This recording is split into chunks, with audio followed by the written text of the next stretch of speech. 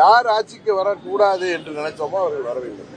இந்த தேர்தல் அதையும் தாண்டி எங்கள் நிர்வாகிகள் தொண்டர்கள் கடின உழைப்பால் எங்கள் இயக்கம் 234 தொகுதிகளிலே கிட்டத்தட்ட 200 தொகுதிகளில் கட்டமைப்பும் சரி பலமாக இருக்கிறது.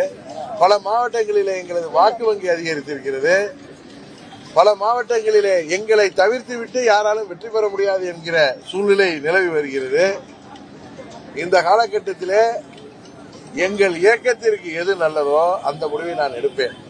இதுபோல வதந்திகள், இதுபோல பொய்ச் செய்திகள் எல்லாம் கண்டு அஞ்சுபவர்கள் அல்ல நாங்கள்.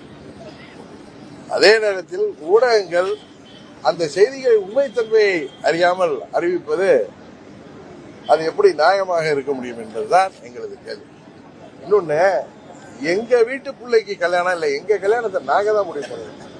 அதை ஊடகங்கள் நீங்கள் எங்களுக்கு கல்யாணம் பண்ணி வைக்க முடியாது. எந்த கூட்டணிக்கு செல்ல வேண்டும் என்பதை தீர்மானிக்க வேண்டியது நாங்கள், அம்மா மக்கள் முன்னேற்ற கழகம்.